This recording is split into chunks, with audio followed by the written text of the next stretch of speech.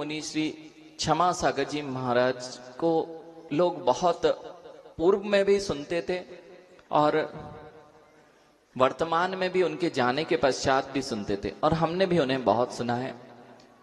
यहां पर एक बात उनके साथ में विशेष थी। सबसे पहले जो आकर्षण का केंद्र था, उस समय वे एमटेक थे। उस समय वे बहुत पढ़े लिखे थे, और पढ़े लिखे लोगों का वैसे तो हमेशा से हमारे जिन धर्म में बड़े बड़े लोग ही दीक्षा लेते हैं, लेकिन प्रसिद्धि जिसकी हो जाती है तो वे बहुत अधिक पढ़े लिखे थे। उस समय के एमटेक होने के कारण जब वे दीक्षित हुए, उसके बाद उनके जीवन में जब वे बोलते थे, तो जो आपने अभी बात की, प्रश्न किया, वो कभी भी दूसरों के लिए नहीं बोलते थे, वे अपने लिए बोलते थे और उसमें डूब जाते थे। अर्थात अगर वे प्रवचन करते करते भी कई बार उनके आंखों में से आंसू आ जाते थे। बिल्कुल आत्मीयता से बोलते थे, भावनात्मक रूप से वे उससे जुड़ते थे। ऊपरी ऊपरी किसी पुस्तक को पढ़ के और उसका प्रवचन सुना देना, ये उनके जीवन में नहीं था।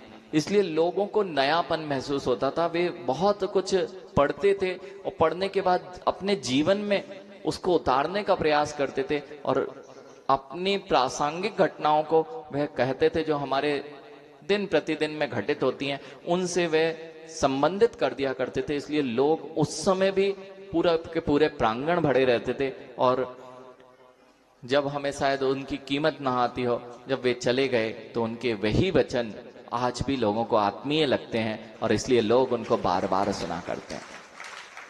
वह आत्मीयता थी उनके अंदर, वह ऊपरी रूप से नहीं बोलते थे। यही कारण है कि उन्हें लोग सुनते थे।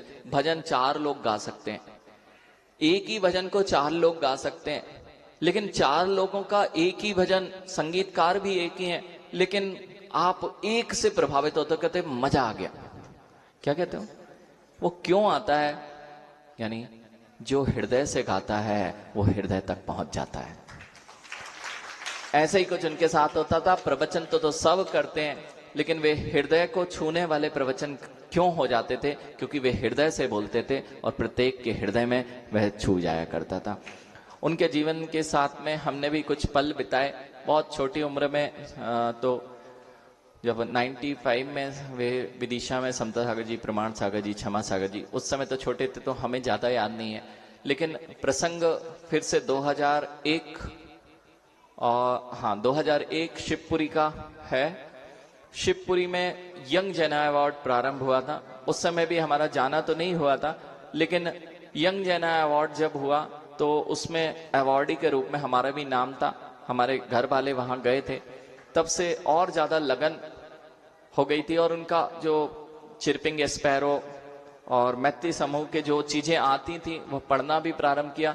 उसके पश्चात जो उनके प्रवचन थे, उनके प्रवचनों को सुनने का मौका मिला। अर्थात जयपुर में 2002 में पुनः यंग जना अवार्ड हुआ, तब भी वहां गए, और उनकी आत्मीयता सबको देखकर दूर से ही, छोटा हो या बड़ा हो, उनका मैनेजमेंट, टाइम मैनेजमेंट, ये सब कुछ सबको प्रभावित करता था।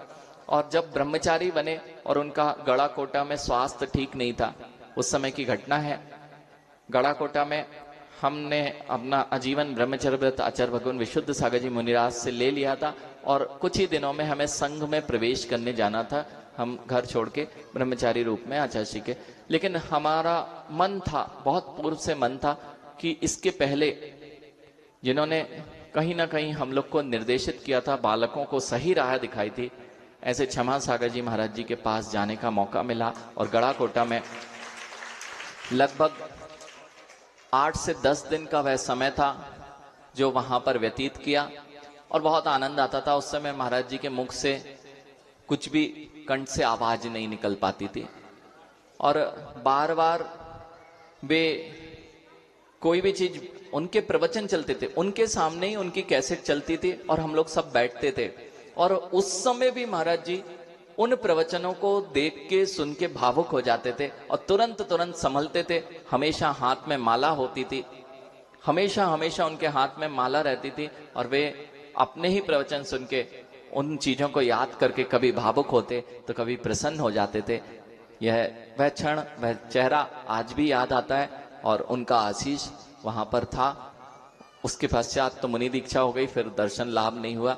लेकिन वे 10 दिन बहुत ही अच्छे थे, उनकी भैयावृत्ति करने का हमें अवसर प्राप्त हुआ था। ऐसी यह घटना वहां उनके साथ में घटी थी और हम उसमें थे। अच्छा एक सौभाग्य था। और उनके प्रवचन सुनने का, जो बहुत दिनों से सुनते आते थे, गाड़ी जाती कार से जब हम ऑफिस जाते थे तो एक सीडी, कर्म सिद्धांत की सीडी, वो कर्म सिद्धांत की सीडी हमारे गाड़ी में लगी रहती थी। गाड़ी स्टार्ट हुई और वह कर्म कैसे करें वो चालू हुआ। ऐसे प्रवचन जब वापस आते लगभग 45 मिनट लगता था, 17-18 किलोमीटर ऑफिस जाने के लिए, तो गाड़ी में वो सीडी लगी रहती थी, अपने आप बजना चालू हो जाती, क्षमता गई। तो सुनने में भी बहुत उनको आनंद आता था और बहुत सारी जीवन की नई सीख और सिद्धांतों पर ही बोलते थे, लेकिन जीवन से रिलेटेड होता था, इसलिए लोगों को बड़ा आनंद आता था।